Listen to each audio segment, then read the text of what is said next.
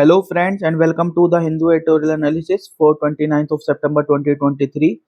तो होप आपको ये हमारा इनिशिएटिव अच्छा लग रहा होगा और ये हमारा जो मेथड है वो भी आपको पसंद आ रहा होगा। यहाँ पर हम पीडीएफ या पीपीटी बना के नहीं पढ़ाते हैं, डायरेक्ट जो इशू आता है द हिंदू का उसके थ्रू पढ़ाते हैं, ताकि आपको ये समझ आए कि पढ़ना क्या चीज़ है एक्चुअली, किस आर्टिकल में क्या पॉइंट्स इंपॉर्टेंट होते हैं और जो न्यूज़पेपर या एडिटोरियल उनको पढ़ा कैसे जाता है।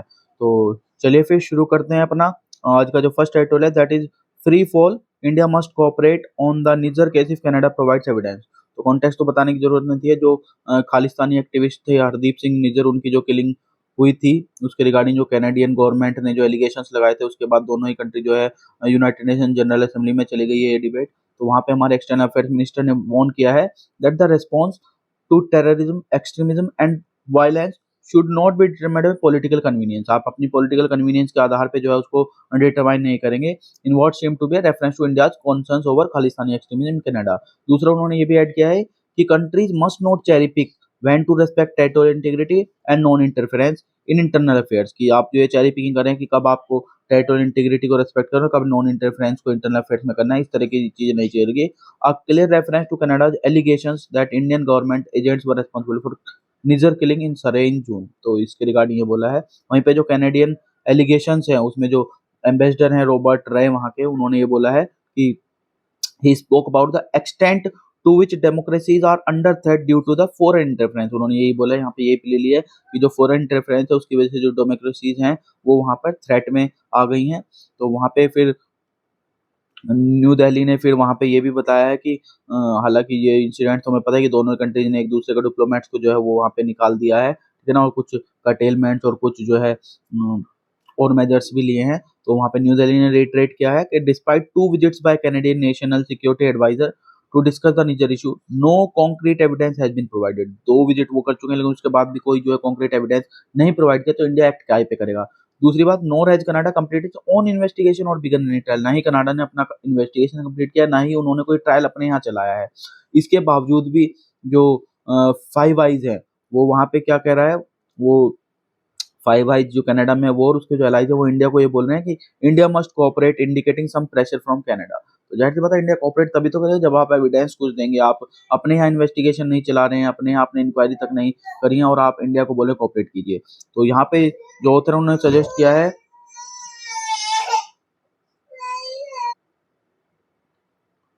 The only way out is for Canada to take the first step in proving its allegation. तो सबसे पहले जरूरत यह है कनाडा पहला स्टेप ले कि वो जो एलिगेशंस लगाए उनको प्रूव करे, which in the absence of verifiable evidence seem to have been levelled prematurely. और जाहिर सी बात अगर कोई आप वेरीफाइबल एविडेंस नहीं दे पाए तो यही कहेगा हर कोई कि ये प्रीमेच्योरली जो है वो एलिगेशन लगाए गए हैं, ठीक है ना।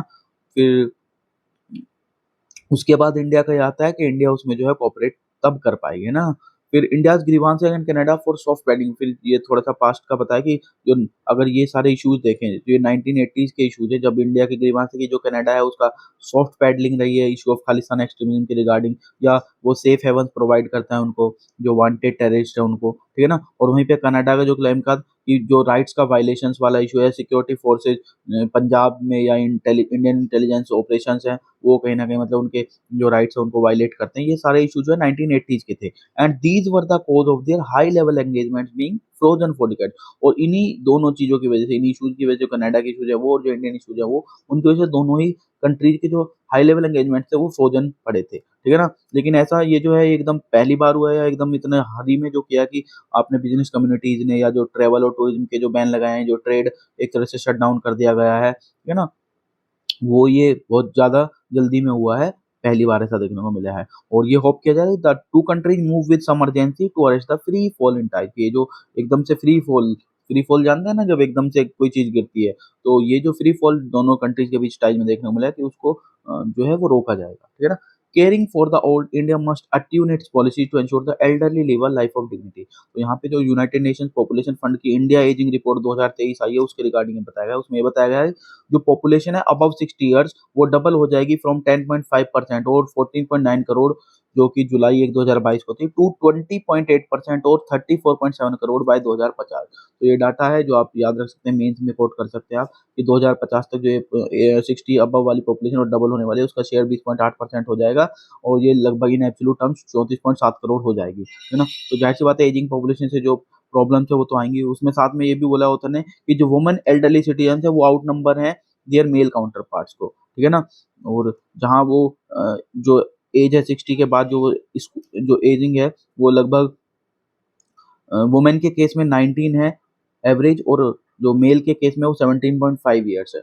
तो if the women in India where labour force participation is low at 24% do not have economic and social security they will become more vulnerable in old age. और इसी वजह से वुमेन जो है वो ज्यादा वल्नरेबल रहेंगी ओल्ड एज में, क्योंकि एक तो जो हमारे पास लेबर फोर्स पार्टिसिपेशन वुमेन का काफी कम है, ठीक है ना। फिर इंटर स्टेट वेरिएशन की भी ऑथर ने बात की कि सदर्न स्टेट्स में देखे तो वहाँ पे जो वुमेन की एज है वो और ज़्यादा है, ठीक है ना। और जो नॉर्दर्न स्टेट्स हैं वहाँ पे जो शेयर है, ठीक है ना, वहाँ पे हायर फर्टिलिटी रेट्स वाली स्टेट जैसे बिहार, उत्तर प्रदेश, तो वहाँ पे भी जो इंक्रीज है शेयर जो एल्डरली पॉपुलेशन में ना, वो भी 2036 तक जो है वो बढ़ने वाला है। The level will remain lower than the Indian average, लेकिन ये है कि वहाँ पे जो इंडियन एवरेज है उससे लो रहेगा बेशक, लेकिन सदर्न स्टेट में वो ज़्यादा जाने वाला है। ओवरऑल बात करें तो more than 2/5 of the elderly are in the poorest wealth quintile, ranging from 5% in Punjab, 47% इन छत्तीसगढ़। तो जो पुअरेस्ट वेल्थ क्वांटाइल है उसमें ही ज्यादा 2/5 जो एल्डरली पॉपुलेशन वो रिजाइड करती है, और 18.7% of the elderly do not have any income, और इनमें से 18.7% जो एल्डरली है उनके पास कोई इनकम का सोर्स नहीं है। तो मतलब कंसर्न्स वो ज्यादा है। तो ये सारे चैलेंज मीट करने हैं के लिए, जैसे फिजिकल या मेंटल हेल्थ है, बेसिक नीड्स हैं फूड और शेल्टर की, इनकम सिक्योरिटी है या सोशल केयर है, तो हमें एक whole of the society approach की जो है वो जरूरत होगी। तो ये मेंस के लिए आपको इम्पोर्टेंट है, ये जो पूरा फ्रेज है, whole of the society approach को जो है हमें ज़रूरत है। और जेनेटिक केयर्स जो है उसको भी हमें फाइन ट्यून करना पड़ेगा यूनिक हेल्थ केयर नीड्स के हिसाब से उनकी, ठीक है ना। तो ये सारे सॉल्यूशंस है जिनको जो है वो हम करके एड्रेस किया जा सकता है। Next is milestone Hindu marriage reform in India. तो ये बेसिकली जो तमिलनाडु का जो Hindu marriage Tamil Nadu amendment act है उसके रिगार्डिंग आर्टिकल है। तो ये वैसे तो इम्पोर्टेंट नहीं है, अगर कोई जो तमिलनाडु का जो पीसीएस है उसके लिए मेनली आप ध्यान रख सकते हैं, ठीक है ना। तो यहाँ पे बात जो की गई है वो ये सुया मरियाथई सीर थिरुथर थिरुमनम, ये होता है सेल्फ रेस्पेक्ट मैरिज बोला जाता है इसको तमिलनाडु में। तो आपको बस यही याद रखनी है टर्म, यहाँ पे रख सकते हो याद। बाकी तो अगर आप ये सोशियोलॉजी का आर्टिकल मान के चलिए या फिर जो तमिलनाडु स्टेट पीसीएस है उसके एग्जाम में आएगा। तो reform can address India's kidney transplant deficit. तो यहाँ पे 2022 में जो है जो डाटा देखें तो लगभग 2 लाख पेशेंट्स को जो है ट्रांसप्लांट की जरूरत थी किडनी की, but there were only about 7,500 transplant, about 3.4%। तो इतने 2 लाख ट्रांसप्लांट्स के पेशेंट्स को जरूरत थी ट्रांसप्लांट करने की, लेकिन केवल 7500 ट्रांसप्लांट जो है वो हो पाया, यानी ओनली 3.4%। और इसका जो मेन कारण है वो है कि आप देखें डायबिटीज, मेलनरिशमेंट और ओवर क्राउडिंग और पुअर सैनिटेशन की वजह से जो है हाई प्रेवलेंस हो गया क्रोनिक किडनी डिजीजेस की वजह से इंडिया में, और जो लगभग 17% ऑफ द पॉपुलेशन जो है इससे अफेक्टेड है। तो ऐसे सिनेरियो में जाहिर सी बात है किडनी ट्रांसप्लांट की ज़्यादा ज़रूरत है। फिर ऑथर ने भी कहा कि जो किडनी ट्रांसप्लांट है ऑप्शन वो ज़्यादा कॉस्ट इफेक्टिव भी है और वैसे भी बेटर है in comparison to other alternatives available, ठीक है ना। ऑथर ने यहाँ पे दो ट्रांसप्लांट के दो मेथड्स की बात की है जो बेसिकली है वो, एक किडनी स्वैप मेथड बोला है, एक चेन मेथड बोला है। स्वैप में होता है कि आपका कोई रिलेटिव है तो आप उसको दे दीजिए और आपका कोई रिलेटिव जो है उसको दे देगा, मतलब जो एग्जैक्ट मैच नहीं हो पा रहे होते, जैसे कभी रिलेटिव नहीं दे पा रहा होता तो दूसरे का रिलेटिव दे देगा। चेन वाले में थोड़ा और है कि कोई किसी की जरूरत पूरी कर रहा है, कोई किसी की जरूरत पड़ रहा है, कोई किसी कर रहा है, इस तरह से चेन में एक वो चल रहा है। तो यहाँ पे दो एग्रीमेंट दो चीजों से यहाँ पे बताया है। तो यहाँ पे ऑथर ने जो इनसे रिलेटेड इशू है वो जो बोला है कि हमारी रिसर्च जो है वो ये शो करती है there are barely any swaps and almost no change in India. India में अगर हम देखें तो स्वैप्स जो है वो बहुत कम है और चेंज तो इंडिया में है ही नहीं, तो ना। और ये इसका कारण क्या है, मेनली लीगल रोड ब्लॉक्स है, क्योंकि अगर आप लॉज देखेंगे तो उनमें ये सब है कि आप सिर्फ नियर रिलेटिव को ही दे सकते हैं और कंपलसरी है कि दूसरी तरफ से भी जो है ट्रांसप्लांट होना चाहिए, तब जाके मतलब डोनर होना चाहिए, तब दोनों तरफ से डोनेशन होगा तब भी उसको कर सकते हैं। तो easing the laws for swaps to make them on a par with the direct donation is necessary. तो जरूरत यहाँ पे ये है कि या मेन में सोल्यूशन जो हम वे फॉर वाले तो ये है कि स्वैप्स को इजी बनाना पड़ेगा, लो को इस तरह से ईज करना पड़ेगा कि स्वैप जो है वो इजी हो जाए और जो डायरेक्ट डोनेशन होते हैं उनके इक्विवेलेंट आ जाए, ठीक है ना। There is no national coordinating authority for swap. दूसरी चीज ये भी है जो चैलेंज है, कारण ये भी है कि कोई नेशनल कोऑर्डिनेटिंग अथॉरिटी नहीं है जो स्वैप्स को चेक कर सके, स्वैप्स को एक तरह से मैनेज कर सके। तो this is again a huge lost opportunity since larger and more diverse pools make it easier to find compatible swap. जाहिर सी बात है, जितना लार्जर आपके पास डाइवर्स आपके पास पूल रहेगा, उतना ईजी है कि आप कंपैटिबल स्वैप जो है फाइंड आउट कर पाएंगे। तो ये भी मीन्स में आप वे फॉरवर्ड कर सकते हैं कि ऐसी कोऑर्डिनेटिंग जो है अथॉरिटी तैयार करनी चाहिए। फिर the lack of kidney change is possibly an even bigger opportunity missed in swap. दूसरी बात मैंने बताया, इंडिया में किडनी चेंज तो है ही नहीं तो डोनेशंस में, तो ये बहुत बड़ा एक कारण है कि जो हम अपॉर्चुनिटी मिस कर रहे हैं, ठीक है ना। स्वैप्स तो फिर भी हैं लेकिन चेंज बिल्कुल नहीं है, ठीक है ना। The change compare to swaps involve significantly lower hospital resources and uncertainty for, क्योंकि जो चेंज है उनमें जो रिसोर्सेज हॉस्पिटल के जो होते हैं या अनसर्टेनिटी है पार्टिसिपेंट्स के लिए, वो एक तरह से ज़्यादा एड्रेस हो पाती है। लोअर हॉस्पिटल रिसोर्स लगते हैं और जो अनसर्टेनिटी है पार्टिसिपेंट्स की वो भी घटती है, तो यानी कि चेंज को प्रमोट करना चाहिए। Needlessly harsh laws regulating swaps and change have contributed to proliferation of black market for kidney. और इसकी वजह से एक इशू और ये तैयार हो गया है कि जो ब्लैक मार्केट्स हैं किडनी से रिलेटेड, किडनी ट्रांसप्लांट से रिलेटेड, किडनी डोनेशन से रिलेटेड, वो कहीं ना कहीं प्रोलिफरेट हो रही हैं इन हार्श लॉज की वजह से, या हार्ड जो हमारे टाइट लॉज है उनकी वजह से। तो रिफॉर्म जो है किडनी एक्सचेंज लॉज में वो काफी स्लो पेस पे रहे हैं। जो transplantation of human organ tissues act आता है 1994 में, उसने रिकॉग्नाइज जरूर किया कि ट्रांसप्लांट की पॉसिबिलिटी है, वो ब्रेन स्टेम डेथ से जो है कर सकते हैं। फिर 2011 में अमेंडमेंट किया गया जहाँ पे जो स्वैप ट्रांसप्लांट्स हैं उनको लीगलाइज किया गया, लेकिन और नेशनल ऑर्गन ट्रांसप्लांट प्रोग्राम जो है इनिशिएट किया था, लेकिन वो ये कि जो नेशनल नेटवर्क है वो अंडर डेवलप्ड रह गया इनिशियली जो है।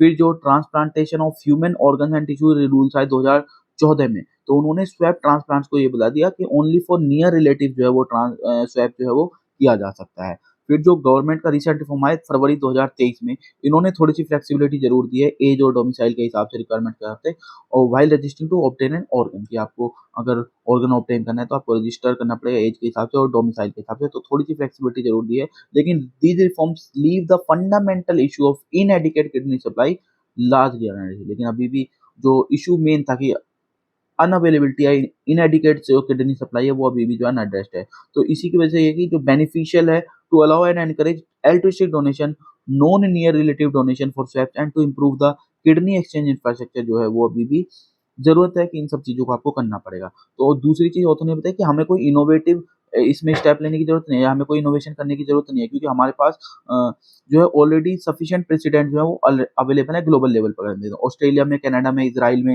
नीदरलैंड्स में, यूनाइटेड स्टेट्स में आप ये कि जो चेन्स और स्वैप्स है उनको देख सकते हैं, आप उनको फॉलो कर सकते हैं। तो आप ज़ाहिर-सी बात है जो एक्जिस्टिंग सक्सेसफुल रेगुलेशंस हैं इम्प्रूव करने के लिए जो ऑलरेडी हैं, उनसे हम लर्न कर सकते हैं, उनको रेप्लिकेट कर सकते हैं, ताकि ये जो इश्यू है किडनी सप्लाई का वो जो है एड्रेस किया जा सके। ठीक है ना? आगे देखते हैं, ओपिनियन में आज था कि शुड जनरेटिव आर्टिफिशियल इंटेलिजेंस भी रेगुलेटेड, क्या उसको रेगुलेट करने की जरूरत है या नहीं है। तो क्योंकि यहाँ पे उन्होंने बताया कि कॉपीराइट ऑफिस अगर हम देखें यूएस का एक्ट देखें तो वहाँ पे उन्होंने साफ साफ कर रखा है कि only human beings can on copyright, ठीक है ना। वहीं पे अगर हमें इंडिया की पोजीशन देखें तो इंडिया में ये था कि अगर कोई एआई जनरेटेड मान लीजिए चीज है, उसमें अगर कोई अपना थोड़ा सा कॉग्निटिव वो यूज करके, एबिलिटी यूज करके उसमें कोई चेंजेस कर देता है, उसको डेवलप करता है, तो उसको एआई दिया गया है, ठीक है ना। तो इंडिया में सिचुएशन यूएस में ज़्यादा क्लियर है कि the US copyright office guidance on generative AI only recognise copyright for works created by people. सिर्फ जो वर्क्स क्रिएट किए लोगों ने उनको वहां पे सिर्फ कॉपीराइट दिया जा सकता है। तो generative AI is new at least in public consciousness, not new as a technology. तो जनरेटिव एआई ये जरूर है कि पब्लिक कॉन्शियसनेस में ये बहुत नया सा मान सकते हैं, लेकिन ऐसा नहीं कि ये कोई एज अ न्यू टेक्नोलॉजी ही है वो यहाँ पे, ठीक है ना। फिर जो ट्रांसपेरेंट, तो यहाँ पे जो यूरोपियन यूनियन का जो एक्ट है, एआई से रिलेटेड एक्ट है, उसके रिगार्डिंग में बात की है, तो उन्होंने बोला कि यूआई की मेन चीज क्या है उसमें। तो वहाँ पे दो पॉइंट्स मेनली हाईलाइट किए थे। पहला ये है कि जो ट्रांसपेरेंसी रिलेटेड ऑब्लिगेशंस है, it is trying to bring on in terms of generative AI. जैसे कि अगर कोई चीज जनरेट की गई है जनरेटिव एआई के थ्रू, हमने कोई चीज जनरेट की है, then it needs to be tagged as a material generated by an AI tool. तो इसको टैग किया जा सकता है कि भाई ये जो मटेरियल है वो एआई टूल के थ्रू जो है वो जनरेट की, तो अवेयरनेस बढ़ेगी। दूसरा सजेशन ये है कि provide at least A short summary of the training material use which is important from copyright पर। जाहिर सी बात है जो ट्रेनिंग मटेरियल यूज किया आप उसके बारे में बता सकते हैं, क्योंकि कॉपीराइट पर्सपेक्टिव ये भी जरूरी है कि आप देखें उसको कि क्या वो सच में कॉपीराइट देने लायक है या नहीं है, ठीक है ना। फिर एक ऑथर ने अपना पर्सनल ओपिनियन दिया, these tools have extreme long term negative effects on critical thinking and creative capacity for student. कि अगर एजुकेशन की बात करें तो एजुकेशन में जो जनरेटिव एआई है उसका ज़्यादा एक नेगेटिव इम्पैक्ट देखने को मिला है, क्योंकि जो जितने भी ये इसके जो ये एआई टेक्नोलॉजी है या जनरेटिव एआई टूल्स है, उनके लॉन्ग टर्म में अगर आप देखेंगे तो नेगेटिव इफेक्ट ज़्यादा है, क्योंकि क्रिटिकल थिंकिंग और जो क्रिएटिव कैपेसिटी है स्टूडेंट की, वो कहीं न कहीं आप अफेक्ट कर रहे हैं, वो कहीं न कहीं आप डाउन साइड में लेके जा रहे हैं, ठीक है ना? Generative AI is compounding or can compound some existing online threats like the use of deepfakes और disinformation। साथ में एक इशू ये भी है कि जो डिसइन्फॉर्मेशन, डीपफेक और जो ये सारी ऑनलाइन थ्रेट्स हैं, वो उनके इशूज भी कहीं न कहीं ये जनरेटिव एआई टेक्नोलॉजी से बढ़ने वाले हैं। तो इतना ही इसमें जानने के लिए इम्पोर्टेंट था, बाकी तो सब एक डिबेट ही है, ठीक है ना? Next is inside the digital world of cookies. तो आज ये कुकीज से रिलेटेड आर्टिकल है। कुकीज आपको सबको पता होगा, वहाँ पे कुकीज ब्लॉक का अपने ऑनलाइन जब आप देखते हैं तो उसमें दिखा होगा कि कुकीज को ब्लॉक करना है या अलाउ करना है, तो उसी पे है। तो कुकीज क्या है एक तरह से, तो think of cookies as a key to a secure members only club है, कि ऐसे समझे उसको एक सिक्योर मेंबर क्लब ओनली है। जैसे ही क्लब में जो है बाउंसर रिकॉग्नाइज कर लेता है ना कि रेगुलर आने वाले हैं ये या रेगुलर लोग हैं, उनको सीमलेस एक्सेस दे देता है। तो कुकीज उसी तरह से एक पर्सन को जो याद रखते हैं, उसकी लॉगिन इन्फॉर्मेशन को याद कर सकते हैं ऑन वेबसाइट्स। तो यहाँ पे कुकीज एक तरह से उसका काम करती हैं। तो cookies can track online behaviour leading to privacy concerns about digital privacy, और इनएडिकेट सिक्योरिटी जो कुकीज है can create opportunity for cyber criminals to steal personal information. दोनों ही चीजें पॉजिटिव चीजें हैं कि जो ऑनलाइन बिहेवियर को ट्रैक कर सकती हैं, तो जाहिर सी बात है प्राइवेसी जो कंसर्न्स हैं डिजिटल प्राइवेसी वो होंगी। दूसरा, इनएडिकेट अगर सिक्योरिटी है कुकीज की, तो उससे अपॉर्चुनिटी होगी साइबर क्रिमिनल्स के लिए कि वो पर्सनल इन्फॉर्मेशन को जो है वो चुरा सकें। तो टाइप्स ऑफ कुकीज ऑथर ने यहाँ पे बताएं कि क्या क्या। तो यहाँ पे थोड़ी पहले कंसर्न देख लेते हैं। तो कुकीज जो है अनडिनाइबल एडवांटेज तो देते हैं, लेकिन फ्लिप साइड ये है कि जो प्राइवेसी कंसर्न्स हैं और जो पोटेंशियल है डाटा मिसयूज का, वो कहीं ना कहीं रहती है, जैसे कि हमने अभी पीछे बताया था। टाइप्स ऑफ कुकीज में ऑथर ने 3-4 टाइप की बताई। सेशन कुकीज बताई जो टेम्परेरी नेचर की होती है, और इनको ऐसे समझे जैसे पोस्ट इट नोट्स होता है ना वेबसाइट में, उसकी तरह समझे कि जैसे आप ब्राउजर क्लोज करेंगे वो वैनिश हो जाएंगे, ठीक है ना। सेशन कुकीज हेल्प करती है वेबसाइट को रिमेंबर करने में जो एक्शन आपने नेविगेट किए हैं। जैसे आपने कोई चीज शॉपिंग कार्ट में डाली, तो जो आप अगली बार उस वेबसाइट पे, तो वो शॉपिंग कार्ट में आपके रह जाती है। वहीं पे दूसरी उसने बताया परसिस्टेंट कुकीज, वो डिजिटल इक्विवेलेंट है बुकमार्क्स की तरह। बुकमार्क्स देखे ना आपने, बुकमार्क्स छोड़ दें फिर आप उसी पेज से जो है शुरू करते हैं। तो परसिस्टेंट कुकीज जो है वो लॉगिन इन्फॉर्मेशन को रिमेंबर रखती है, लैंग्वेज प्रेफरेंस को याद रखती है, और इवन जो एड्स आपने इंटरेक्ट किए थे उन सबको भी वो याद रखती है, ठीक है ना। तीसरा बताया फिर secure cookies. Secure cookies are only sent over encrypted connections making them safer from prying guide. तो सिक्योर कुकीज जैसे उनके नाम से पता है, तो वो केवल एनक्रिप्टेड कनेक्शन जो है उन्हीं के थ्रू वो पहुंचती है। फिर थर्ड पार्टी कुकीज है, वो सिमिलर है उसमें भी। They come from domain other than the one you are visiting. तो किसी और डोमेन से आई हुई कुकीज को थर्ड पार्टी बोलते हैं, ठीक है ना। जिस डोमेन पे आप विजिट करें उससे अलग कोई डोमेन आ जाता है, जैसे आप अमेजोन में कर रहे हैं लेकिन किसी दूसरे उसका ऐड आने लगे, तो वो थर्ड पार्टी कुकीज होगी। They are often use for tracking and advertising purpose. ज्यादा ट्रैकिंग के लिए यूज होती है या एडवर्टाइजिंग के लिए जो होते हैं। तो दोनों ही चीजें नेगेटिव भी हो सकती हैं और पॉजिटिव भी होती है, यूजफुल भी हो सकती हैं और इंट्रूसिव भी हो सकती हैं। यूज क्या क्या है कुकीज के, तो यहाँ पे 5 मेनली यूज बताए हैं। पहले तो उसने बताया they act as digital ID cards की तरह काम करते हैं, एडिंग इन यूजर ऑथेंटिकेशन। दूसरा उसने बताया they foster a sense of personalisation, recalling your preferences such as language choice और वेबसाइट थीम। ये सारी चीजें एक तरह से पर्सनलाइजेशन का सेंस वो देती हैं, ठीक है ना। तीसरा उन्होंने बताया they function as digital equivalent of persistent shopping cart. Digital equivalent की तरह काम करता है परसिस्टेंट शॉपिंग कार्ट की। आपकी शॉपिंग कार्ट है वो कभी खाली नहीं आपको मिलेगी, वो जो आपने आइटम सेलेक्ट किए वो एज इट इज उसमें सेव हो जाते हैं। चौथा जो बताया था ने, cookies facilitate website owners in gathering invaluable analytics data about user interactions की। जो वेबसाइट का ओनर है उसको एक तरह से वो इनवैल्यूएबल एनालिटिक्स डाटा गैदर कर सकता है, उनका इंटरेक्शन के रिलेटेड डाटा गैदर कर सकता है।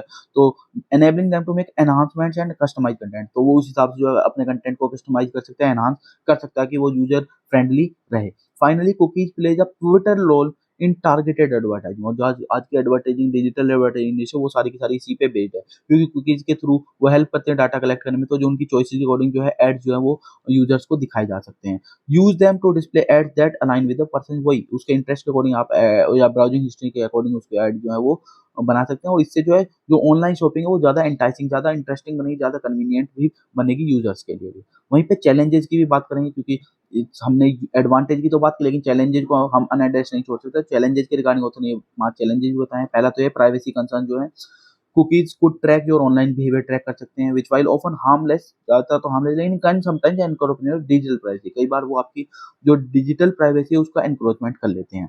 फिर दूसरा है security risk loom when cookies are inadequately secured, अगर इनएडिकेट सिक्योरिटी है तो वहां पे आपका जो सिक्योरिटी रिस्क वो बढ़ जाते हैं। Opening doors for cyber criminals to prefer the personal information, जाहिर सी बात है पर्सनल इन्फॉर्मेशन आपकी वो ले लेंगे। फिर तीसरा बताया the era of user consent has don't thanks to privacy regulations like the General Data Protection Regulation and the California Consumer Protection Act, necessitating website to seek approval before deploying certain cookie type, कि अब पहले concern लेना पड़ता है, consent लेंगे तभी आप जो है वो कुछ सर्टेन कुकी टाइप जो है वो आप दे सकते हैं, रिजल्टिंग इन दो समवट इक्सम पॉपअप्स एंड प्रॉम्प्ट्स। कई बार आपने देखा पॉपअप्स एकदम से आ जाते हैं, ठीक है ना, प्रॉम्प्ट्स हो जाते, प्रॉम्प्ट में ऐसे आते हैं कि आप इस पे कंसेंट दीजिए अपनी, तो उस तीसरा इशू ये है।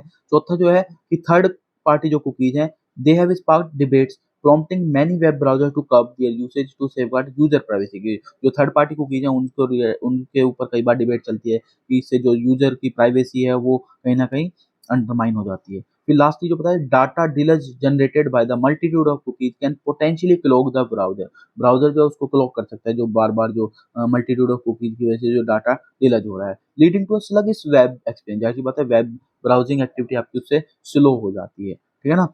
तो थर्ड पार्टी कुकीज की हमने बात कर ली यहाँ पे। एक्सेसिव यूज ऑफ कुकीज ये भी बताते स्लो डाउन कर देगा, सारे चैलेंजेस में आ गया। फिर हमने पॉजिटिव्स में बात की कुकीज जो है एनहांस करती हैं ऑनलाइन एक्सपीरियंस को, लेकिन वही प्राइवेसी और सिक्योरिटी चैलेंजेस उसमें रहते ही रहते हैं। तो their usage and regulation are involving in the digital landscape, तो डिजिटल लैंडस्केप उनका जो यूसेज है उनका रेगुलेशन वो इवॉल्व कर रहा है अभी भी, ठीक है ना, क्योंकि उसके पॉजिटिव्स भी हैं और नेगेटिव्स भी हैं। What is the five eyes intelligence alliance, तो जो कैनेडियन इशू चल रहा है उसके साथ में एक नई चीज हो रही है हमारी जो आज से हमें एक टर्म आई है वो फाइव आइज इंटेलिजेंस अलायंस की बात आई। तो ये बेसिकली है क्या, तो जो फाइव आइज इंटेलिजेंस अलायंस है वो it consist of United States, United Kingdom, Canada, Australia और न्यूजीलैंड, ठीक है ना। They share intelligence through a secret collective database known as stone ghost. तो फ्री के लिए आप याद रखें 5 कंट्री इसकी, UK, US, Canada, Australia, New Zealand, और इंटेलिजेंस एक सीक्रेट कलेक्टिव डेटाबेस के थ्रू ये शेयर करते हैं जिसका नाम है स्टोन घोस्ट। सितंबर 2016 में जो five eyes intelligence oversight and review council है, it was established as a non political intelligence oversight and review entity among member country, उसकी तरह से 2016 में जो एस्टेब्लिश हुआ था। और इसका ऑब्जेक्टिव क्या है, it's objective include exchanging views on mutual interest, sharing best practices, exploring cooperation and engaging with known five I countries। तो ये प्रीलिम्स के आपको इसको ऑब्जेक्टिव याद रखने की, ऑब्जेक्टिव क्या था, एक्सचेंज करेंगे म्यूचुअल इंटरेस्ट पे जो भी व्यूज हैं वो बेस्ट प्रैक्टिसेस शेयर करेंगे, कोऑपरेशन के उसको एक्सप्लोर करेंगे, और जो नॉन फाइव कंट्री उनके साथ भी एंगेजमेंट करेंगे। लेकिन कंसर्न्स क्या है, there are concern related to the privacy, security and operational methods of the intelligence, जाहिर सी बात है कि प्राइवेसी के कंसर्न्स होंगे ही होंगे, सिक्योरिटी के कंसर्न्स होंगे, वो जो ऑपरेशनल मेथड्स जो ये इंटेलिजेंस अलायंस यूज करते हैं उनके रिगार्डिंग कंसर्न जो है वो जताए गए हैं, ठीक है ना। इशू आपको पता होगा कि 2013 में कंट्रोवर्सी हुई जब जो यूएस की जो नेशनल सिक्योरिटी एजेंसी के जो एक मेंबर थे एडवर्ड स्नोडेन, उन्होंने कुछ क्लासिफाइड डॉक्यूमेंट्स को जो है वो डिस्क्लोज कर दिया था, और स्नोडेन ने डिस्क्राइब किया था नेटवर्क को, ये जो फाइव अलायंस आइज का नेटवर्क है उसको supra national intelligence organisation that doesn't answer to the laws of its own country, कि जो अपने खुद के कंट्रीज के लॉज को भी आंसर नहीं देता, इस तरह से उसको सुप्रा नेशनल इंटेलिजेंस ऑर्गेनाइजेशन बताया था। ये फाइव आइज कोई नया वो नहीं है, तो ये बहुत डेट बैक देखें तो 1946 से जो है वो ये चलता आ रहा है, जब एनआई जो है फॉर्मलाइज किए थे। शुरू में ये यूएस और यूके के बीच में जो एग्रीमेंट वो हुआ था। और एक चीज और आ रहा था, जो मेंबर कंट्रीज हैं वो क्लासीफाई करती हैं सीक्रेट और स्कैंड एंजेड यूके यूएस आइज ओनली, इस तरीके से उसको क्लासिफाई किया जाता है, which gave the group its title five eyes, और इसी वजह से इसको जो है फाइव आइज जो है वो टाइटल इस ग्रुप को मिला था, ठीक है ना, क्योंकि जो सीक्रेट कोड्स हैं या जो सीक्रेट उनको क्लासिफाई जो डॉक्यूमेंट्स या सीक्रेट उनको इस तरीके से क्लासिफाई किया जाता है इस वाले कोड के साथ, ठीक है ना। तो this is it regarding today discussion. Hope आपको ये डिस्कशन पसंद आया होगा। अगर डिस्कशन अच्छा लगा तो आप लाइक कीजिए वीडियो को, और चैनल को ज़्यादा से ज़्यादा शेयर और सब्सक्राइब भी कीजिए ताकि हमारी आउटरीच बढ़ सके और चैनल की ग्रोथ हो, ताकि और अच्छा कंटेंट या कुछ और इनोवेटिव आपके लिए कर सकें। और आप कमेंट सेक्शन में बताइए कि क्या इम्प्रूवाइजेशन जो है इसमें हो सकती है। So thank you.